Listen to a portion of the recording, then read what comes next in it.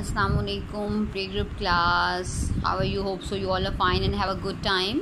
Today is the time for the English P level 2. Okay students, this page is for your practice. Okay, so we will not do this page right now. It is for your practice. Now page number 6.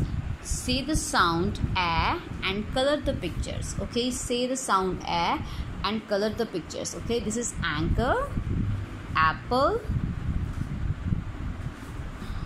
arrow, alligator, ant. Okay, and color the pictures beautifully. Okay, say the sound and color the pictures. After that,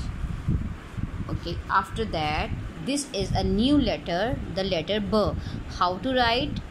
A straight line and a curve. Okay, curve, but the side is opposite side curve. Just like this, we will write here B. Okay students, look at it. First of all, a straight line,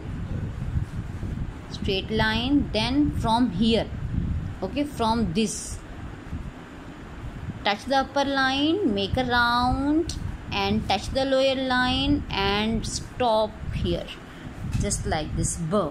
Okay, same like this, do the practice and write B. Boat, bird. Also color the pictures. Okay, do this beautifully and take a gap between this page and this page. Okay.